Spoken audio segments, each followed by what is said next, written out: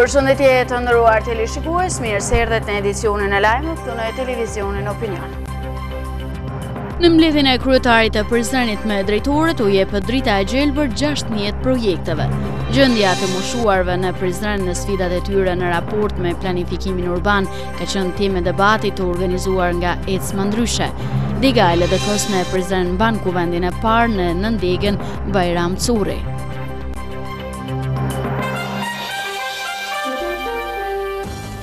Themi zhvillimeve të ditës së sotme është mbajtur sot takimi i rregullt i kryetarit të komunës me drejtorët, takim me të cilin kanë marrë dritën e gjelbërt për realizimin 16 projekte. Në këtë takim është vendosur për përkrahje materiale për klubin e futbollit Liria dhe klubin e basketbollit Bashkimi.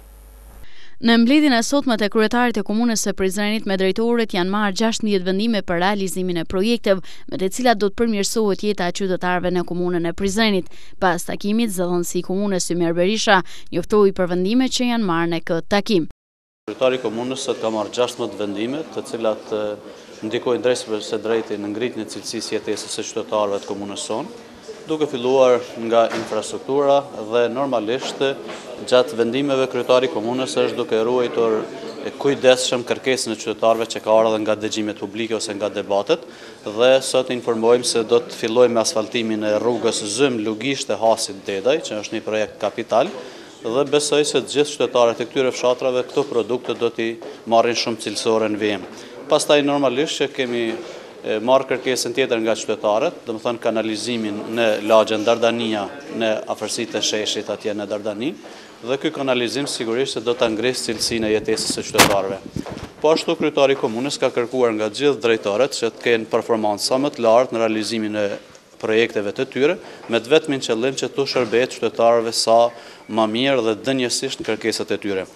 Në këtë drejtim, normalisht që sot kryetari i komunës ka kërkuar që të hapet edhe tenderi për rregullimin e nimurit mbrojtës në fshatin Dobrusht, për arsye se tereni, rrjedha ose erozioni që ndodh në këtë zonë jo rrallëherë dëmton edhe rrugën, kështu që komuna e Prizrenit merr këtë përgjegjësi që ta ndërtojë një mur mbrojtës dhe lëvizja e lirë e qytetarëve po edhe automjeteve të bëhet në nivel të lartë.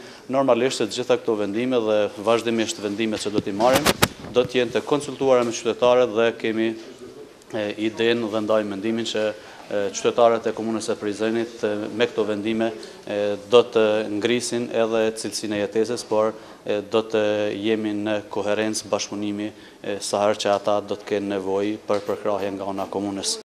Në këtë takim gjithashtu është marrë vendim në përkrahje të dy klubeve sportive të qytetit, klubit të futbollit Liria dhe klubit të basketbollit Bashkimi.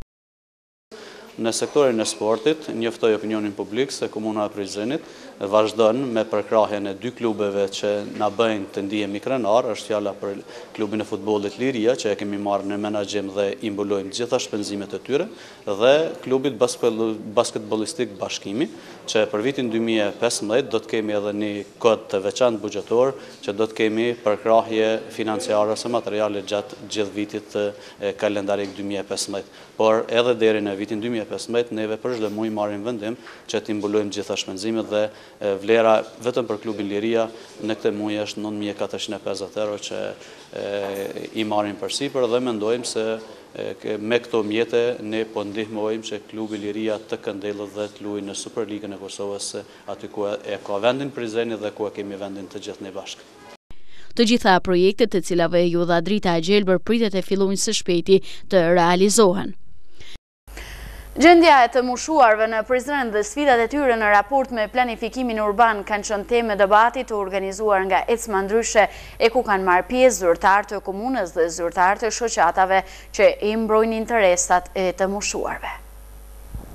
Ecma Ndryshe sot organizoi diskutimin mbi gjendjen e të moshuarve në Prizren dhe sfidat e tyre në raport me planifikimin urban. Në fillim të këtij debati, Fisnik Minci, para të pranishmëve, ka prezantuar problemet e identifikuara gjatë takimeve në fokus të grupeve ku kërkesat kryesisht kishin të bënin me ndërtimin e një shtëpie të pleqve, rregullimin e hapësirave nëpër trotuare, çastje në shërbimet shëndetësore e probleme të tjera.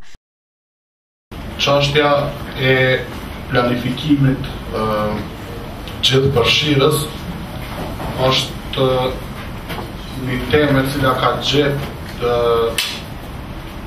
gjithnjë më shumë përkrahje në vendet perëndimore, sepse kanë pasë pa përfshirjen e komunitetit edhe planifikimi dhe realizimi i projekteve publike, po edhe i ndërtimi i hapësirave publike nuk mund të ketë sukses, edhe nuk mund të ngjall atë ndjenjen e përkatësisë, nëse qytetarët të cilët e shfrytëzojnë atë hapësirë publike ose e gëzojnë atë të drejtë publike nuk kanë qenë pjesë e planifikimit. Për këtë arsye, po i kemi mbajt 2 fokus grupet, ku kemi diskutu për disa çështje, ku janë ngrit shqetësimet, sugjerimet, propozimet, për edhe zgjidhjet që janë ofruar nga ana e juaj. Tash, ky debat ka një përfshirje më të madhe të akterëve, në mënyrë që edhe një herë ti shoqërisim ato çështje që janë ngrit nga ana e juaj, dhe në fund ato do të jenë pjesë e një raporti të përgjithshëm, i cili do të dorëzohet në drejtorinë e urbanizmit dhe planifikimit hapësinor, që gjitha çto shqetësime, sugjerime, propozime dhe zgjidhjet e mundshme të merren parasysh nga ky dikaster që e ka për obligim zhvillimin edhe planifikimin hapësinor. Zyrtari i Drejtorisë për Punë dhe Mirëqenie Sociale Fatmir Përeci tha se kërkesat për ndërtimin e një shtëpie të pleqjve është e kahmoshme, por për mungesë të buxhetit apo donacioni ajo ende nuk është ndërtuar. Është evidente se kjo drejtori një barë të rënd, një mori çështjes të tilla të cilat u përmendën ka në barën e vetë të reflektimit edhe të implementimit që duhet t'i bëj. Interesimi i grupeve të interesit në shoqërinë tonë gjen mbështetje më shumë të them formale në institucione, duke filluar nga ato qendrore deri te ato lokale. Këtë përmendi për shkakun se bisedat janë të kamoshme, angazhimet edhe mundimet e zyrtarit komunal për ngritjen e një shtëpie pleqësh, vërtet shtëpi azilimi, por në mungesë të donacioneve dhe të mjeteve financiare kjo po arritet. Në këtë debat, të mushuarit kanë kërkuar që planet e projektit që kanë të bëjnë me këtë komunitet të mos prolongohen në projekcionet buxhet dhe që zbatimi i tyre të nisë sa më shpejt. Si kërkesa kryesore përsëri kanë veçuar ndërtimin e shtëpisë së pleqjve, shtëpia muze të mësuesit, lehtësimin e qarkullimit rrugor në disa lagje të ndryshme të qytetit, lehtësimet e trafikut urban ndërurban, krijimin e tualetave publike, përkujdesjen më të madhe për shoqatën e veteranëve të arsimit dhe mos përbuzjen e tyre dhe zgjidhjen e çështjes së furnizimit të rregullt me ujë të pijes. Të gjitha këto kërkesa do të inkorporohen në raportet e ecma ndryshe që do t'i dorëzohen komunës dhe do të monitorohen përfshirja e tyre në politikat publike dhe projekcionet buxhetore.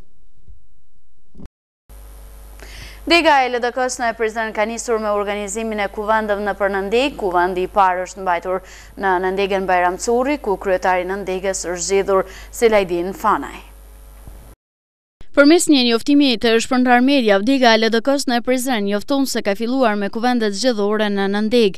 Në njoftim bëhet e ditur se kuvendi i parë është mbajtur në Nëndegën Bajram Curri. Në kuvendin e kësaj Nëndege thuhet në njoftim në mënyrë demokratike u zgjodhen strukturat e Nëndegës. Kryetari i Nëndegës së LDK-s Bajram Curri u zgjodh me votim të fshehtë Selajdin Fanaj, i cili është antar i Asamblesë Komunale nga radhët e LDK-s. Të premten në Prizren do të organizohet forumi i parë i biznesit në Prizren. Sipas organizatorëve do të sjellë rreth 350 pjesëmarrës nga 11 shtete të ndryshme, që do shqyrtojnë mundësitë e bashkëpunimit me bizneset vendore, por dhe potencialin për të investuar në këtë komunë.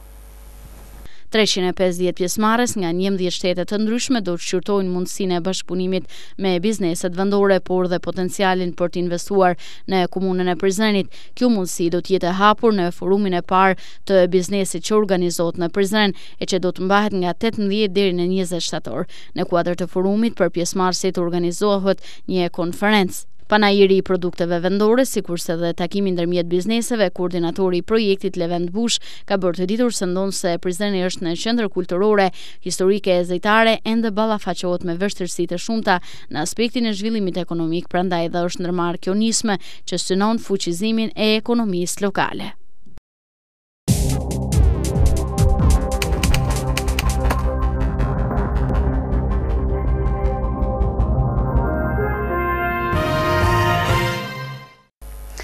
Edicionën e lajme vazhdojmë me të tjera zhvillime nga vendi dhe rajoni me kërkesë të Prokurorisë Speciale të Republikës së Kosovës për urdhër mbastisje në ndalim pas vendimit të gjyqtarit të procedurës paraprake të gjykatës kompetente, sot janë arrestuar 16 persona. Me kërkesë të Prokurorisë Speciale të Republikës së Kosovës për urdhër mbastisje me ndalim pas vendimit të gjyqtarit të procedurës paraprake të gjykatës kompetente, sot është zhvilluar një aksion i policisë së Kosovës me që rast janë mbastisur dhe janë arrestuar 15 persona. Të gjithë të arrestuarit janë dyshuar për vepra penale kundër rendit kushtetues dhe sigurisë së Republikës së Kosovës. Pas veprimeve të ndërmarra sot, Prokuroria Speciale e Republikës së Kosovës në koordinim me institucione tjera kompetente do të vazhdojë me procedura tjera të parapara me ligj, thuhet në njoftim të prokurorisë. Në anën tjetër, policia e Kosovës konfirmon arrestimin e 15 personave gjatë aksionit të sotëm në disa lokalitete të vendit. Ky operacion policor është ndërmarrë duke vlerësuar rrezikun dhe rëndësinë për sigurinë nacionale, mbrojtjen e rendit kushtetues, ruajtjen e rendit dhe ligjit, si dhe frymën e ruajtjes së respektimit të drejtave të secilit person të garantuara me Kushtetutën e Republikës së Kosovës, thuhet në komunikatën e policisë. Policia e Republikës së Kosovës shfrytëzon rastin që përmes kësaj komunikatës zyrtare dëshiron të njoftojë qytetarët e saj për rrezikun që i kanosën çdo kujt që merr rrugë për t'u bashkangjitur organizatave të dyshuara që operojnë në territorin e Sirisë dhe Irakut, ku dërmë tani disa persona të RKS-s janë deklaruar të vrarë. Një pjesë e madhe e këtyre organizatave, siç janë Al-Nusra dhe ISIS, janë të shpallura organizata terroriste nga organizmat ndërkombëtar si dhe të njohura si të tilla edhe nga institucionet vendore. Andaj policia e Kosovës ju bën apel të gjithë personave dhe indoktrinimeve ideologjike dhe për çdo rast të njoftojnë policinë e Kosovës. Në të kundërtën, policia e Kosovës, duke u bazuar në mandatin ligjor, do të ndërmarrë të gjithë masat për të parandaluar dhe për të luftuar në çdo formë të ekstremizmit të dhunshëm, përfshirjes së individëve në aktivitete kriminale, organizata apo grupe terroriste brenda dhe jashtë Kosovës, si dhe të gjithë atyre në çfarëdo forme përkrahim, financojmë, rekrutojmë apo nxisim urrëtie kombëtare, racore apo fetare, thekson policia. Në mesin e të arrestuarve janë 12 hoxhallar, në mesin e të cilëve 4 nga Prizreni, si dhe drejtuesi i partisë Lizba, Fuad Ramiqi. Bashkia Islame e Kosovës ka shprehur shqetësimin pas arrestimit të 12 imamëve nëpër Kosovë, aksion ky që ndërmori policia në luftë kundër nxitjes së urrëties ndërfetare dhe përçarjes kombëtare. Zëdhënësi i Bashkisë Islame të Kosovës Ahmet Sadriu ka deklaruar për Radio në Evropa e Lirë se biku është i brengosur lidhur me, siç ka thënë ai, shoqërimin e imamëve në polici, por ka shtuar se askush nuk mund të jetë mbi ligjin dhe institucionet kompetente janë të thirrura të kryejnë punën e tyre.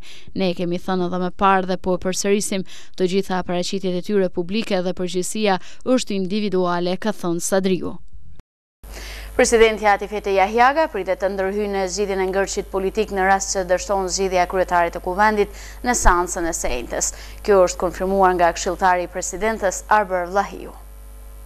Këshilltari i presidentës Arber Vlahiu ka konfirmuar për media se presidenti Atifete Jahjaga pritet të ndërhyjë në zgjidhjen e ngërçit politik në rast se dështon zgjidhja e kryetarit të kuvendit në seancën e sejtës. Kjo është konfirmuar nga presidentja, sipas tij do të luajë rolin e saj kushtetues në lehtësimin dhe diskutimin në mes të forcave politike.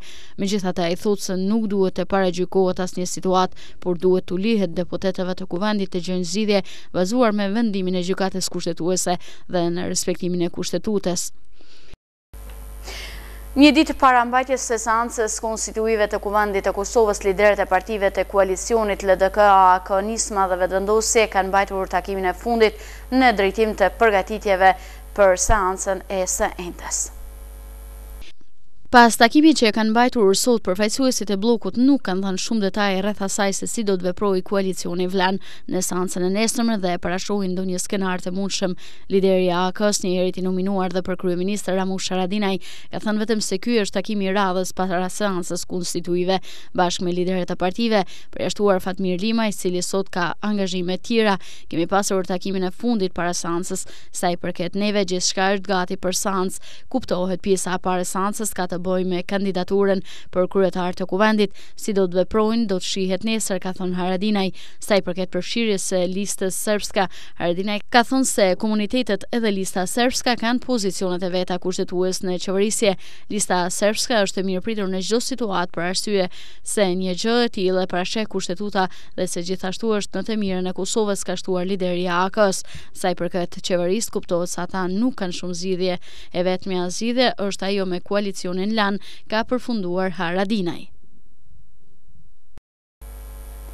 Kosova dhe Serbia kanë arritur marrëveshje për bashkëpunim për transmisionin e energjisë dhe do të fillojnë së zbatuari që nga sot.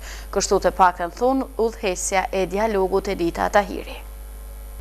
Udhëheqësja e dialogut Kosovë-Serbi Edita Tahiri thotë se Kosova dhe Serbia kanë arritur marrëveshje për bashkëpunim për transmisionin e energjisë dhe do të fillojnë së zbatuari që nga sot. Përveç kësaj, Tahiri thotë se kanë arritur edhe marrëveshje për zgjerimin e marrëveshjes për lëvizjen e lirë, duke përfshirë kalimin për qytetarët e Kosovës në aeroportin e Beogradit dhe Nishit, si dhe kalimin tranzit përmes Serbisë në vendet e treta ku përfshihen shtimi i pikëkalimeve kufitare në Kroaci dhe Hungari dhe hapja e pikëkalimeve kufitare për Bullgari, Rumani dhe Maqedoni. Zbatimi i kësaj marrëveshje do të realizohet brenda 2 muajsh, ndërsa prej datës 22 shtator 2014 qytetarët e Kosovës mund të shfrytëzojnë aeroportin e Beogradit për udhëtime tranziti, ndërkaq që vlerësimi i përbashkët i zbatimit marrëveshjes në fushën e doganave është duke ecur mirë, për të cilën edhe Bashkimi Evropian bëri vlerësime pozitive, thot Tahiri.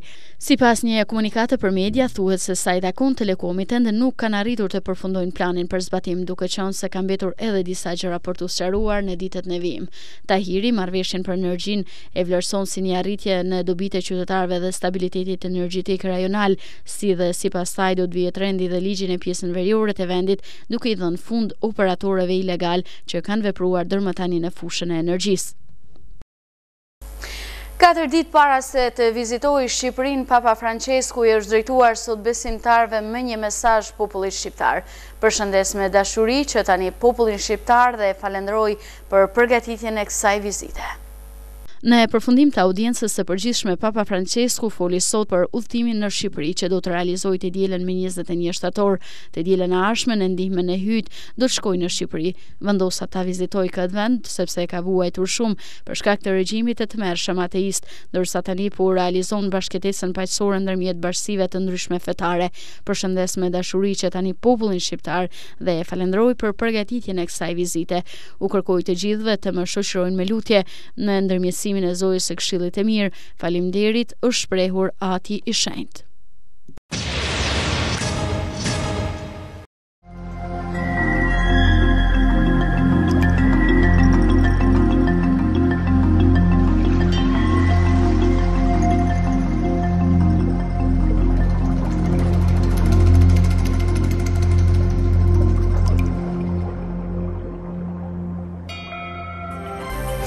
Shikues të nderuar të televizionit Opinion, me këtë informacione përmbyllim këtu këtë edicion informativ. Ju faleminderit për vëmendje, shikim të këndshëm të programin me vijim. Natë e mirë.